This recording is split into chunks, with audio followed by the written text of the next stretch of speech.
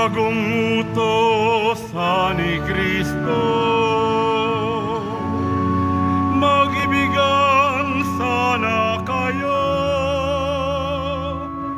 katulad ng pag-ibig ko.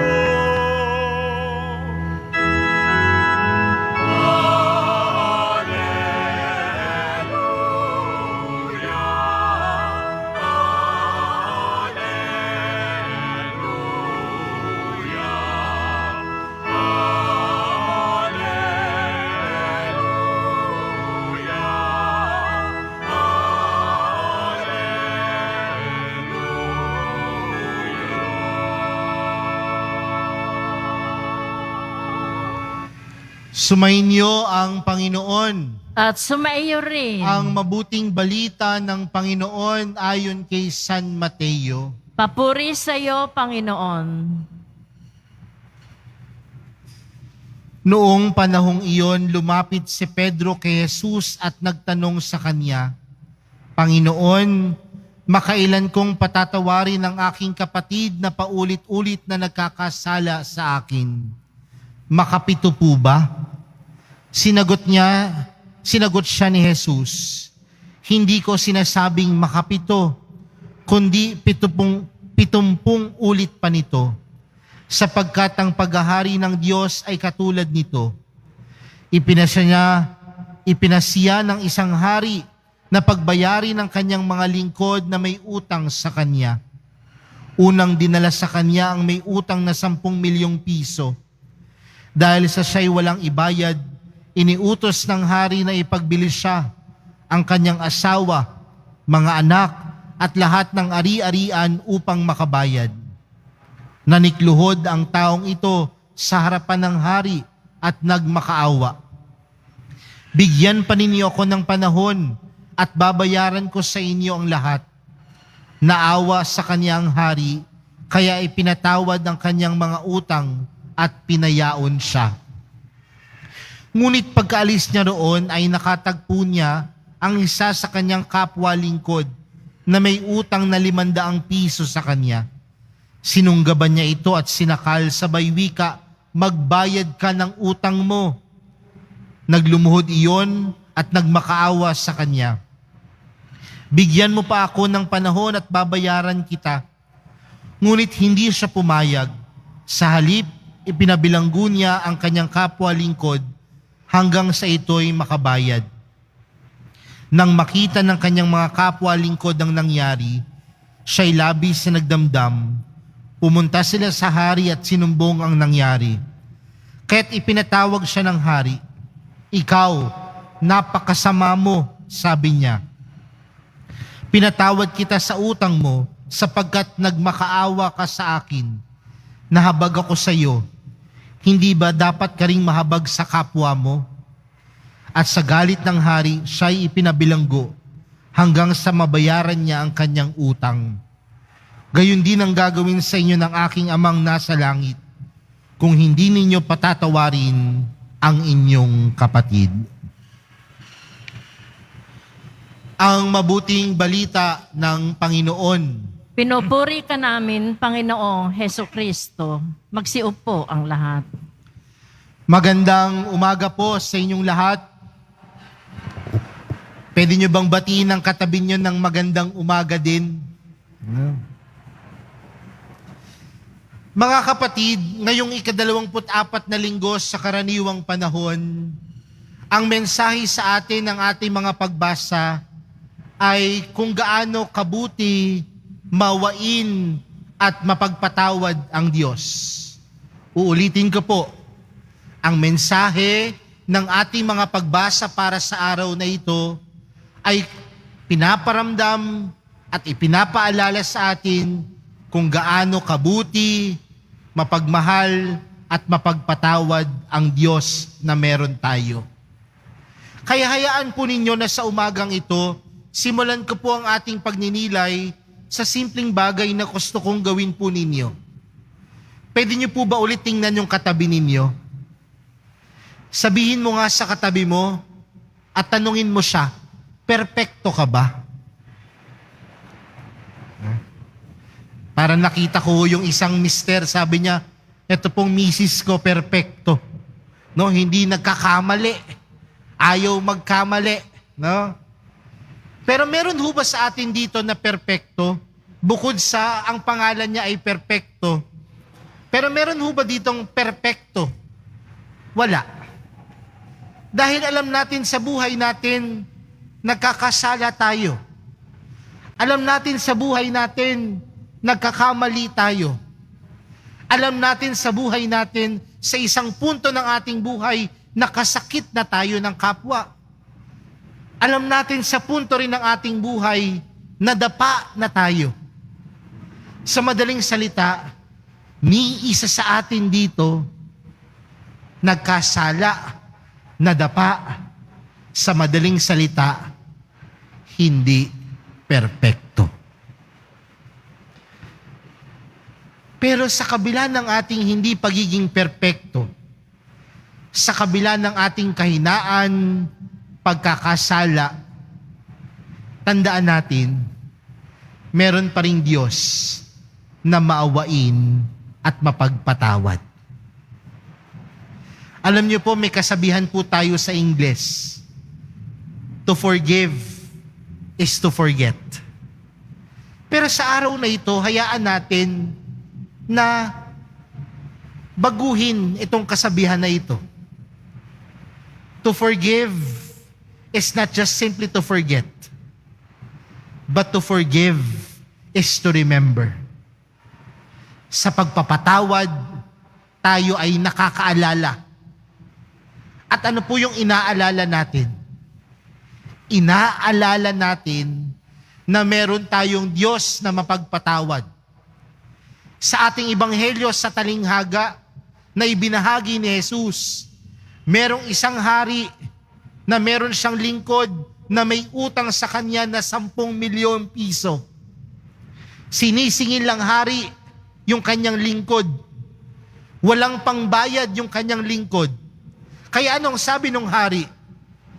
Ibenta na yung kanyang ari-arian kasama yung kanyang asawa at mga anak. Ngunit ano ang sabi ng lingkod? Mahabag po kayo sa amin, mahal na hari. Kaya dahil sa habag at awa ng hari, pinatawad siya. Pero anong nangyari doon sa lingkod na pinatawad? Pagkatapos niyang patawarin, nakita niya yung kapwa lingkod na may utang lamang sa kanyang 500 piso. At ano ang ginawa ng lingkod na pinatawad? Sinunggaban yung kapwa lingkod at sinakal. Dahil nakalimot.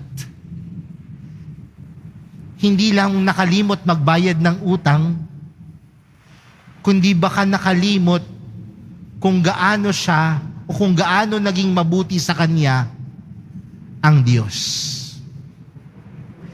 Minsan sa buhay natin, mga kapatid, nakakalimot tayo. At kung tayo ay nakakalimot, baka nakakalimutan na rin natin na lagi tayong pinapatawad ng Diyos.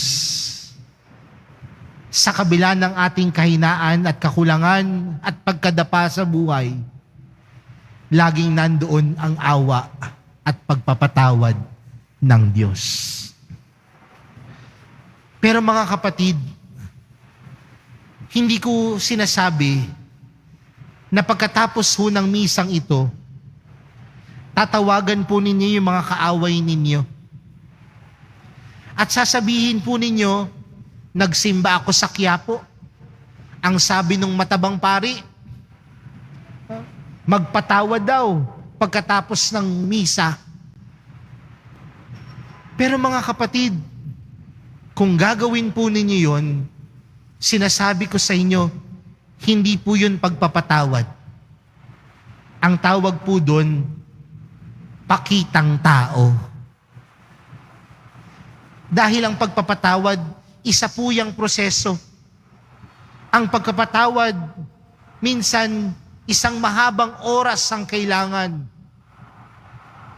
Ngunit sa araw na ito, dahil inaalala natin ang laging pagpapatawad at awa sa atin ng Diyos, buksan natin ang ating mga puso na magpatawad kagaya ni Kristo, na magpatawad kagaya ng Diyos. Alam niyo po, nung nakaraang taon, nung unang-unang beses po ako nagmisa dito sa Quiapo, dahil ho sa bagong assignment, pagkatapos ho ng misa, nakabunggo po ako ng motor dito sa labas. Ako po ang may kasalanan. Pero nung humihingi po ako ng tawad dun sa nabunggo ko, pinagmumura niya ako. Sabi niya sa akin, di ko pwedeng sabihin eh. Sabi niya, kakasimba ko lang. Kakasimba ko lang. Binunggu mo ko. Sabi niya. Tapos habang humingi ako ng tawad, nakatingin siya sa akin. Tapos ang sabi niya, teka, parang ikaw yung pari na nagmisa. Sabi ko, ako nga ako. No? Kaya sabi niya, o sige, okay na, Father. Okay na. Pero nung pinagninilayan ko po yung tagpo at karanasan na yun, tinanong ko rin ho yung aking sarili. Pinatawad niya kaya ako dahil pari ako? O pinatawad niya ako dahil kakatapos niya lang magsimba? Magkaiba ho yun, ha? Pinatawad ka dahil sa estado ng buhay na meron ka, dahil pari ka eh, nakakahiya. O pinatawad ka dahil natanggap mo si Kristo sa iyong buhay. Mamaya ho, pagkatapos ng misa, ang sasabihin ho ng pari sa inyo, humayo kayong taglay ang kapayapaan ni Kristo. Humayo kayong taglay ang kapayapaan ng mahal na pong Jesus Nazareno. Di ba pinapahayo po kayo? Ang gusto ngang sabihin talaga, magsilayas kayo eh. Dahil ang hamon sa atin mga kapatid, sa pagtanggap natin kay Jesus, sa pagtanggap natin sa mahal na pong Jesus Nazareno, nawa maging kagaya tayo ni Jesus na handang magpatawad. Sa bandang una ng ating ebanghelyo, tinanong siya ni Pedro, makailang beses po ba kaming magpapatawad? Makapito po ba? Ano ang sagot ni Jesus? 70 ulit. Ibig sabihin 77 times. Ibig sabihin ba nun, Father, kapag naka-75 na ako, ibig sabihin 2 na lang? Hindi. Dahil ang pagpapatawad ni Jesus, walang hanggan. Dahil kailanman si Jesus hindi nagbilang. Dahil ang tunay na nagmamahal at umiibig, kailanman hindi nagbibilang. Kaya sa pagpapatawad, mahirap man, pero hindi kailangang bilangin. Hindi kailangang kwentahin. Mahirap po yun.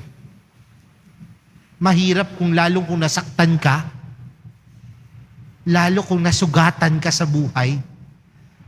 Mahirap po yun. Pero sa tulong ng mahal na pong Jesus Nazareno, hayaan nating alalahanin ang paulit-ulit niyang pagpapatawad sa atin. Dahil sa mga oras na inaalala natin ang pagpapatawad ng mahal na pong Jesus Nazareno, hinahamon din tayong magpatawad at humingi ng tawad sa mga taong nakasakit sa atin at nasaktan natin. Uulitin ko po, walang nagpapatawad na nagbibilang. Kaparehas ng walang umiibig na nagbibilang. Kaya mga kapatid, sa pagpapatuloy ng misang ito, alalahanin natin ang kabutihan ng Diyos. Alalahanin natin ang kabutihan ng mahal na pong Jesus Nazareno, na sa kabila ng ating kakulangan, kahinaan, pagkakasala, pagkadapa sa buhay, ikaw, ako, tayong lahat ay patuloy niyang paring pinapatawad.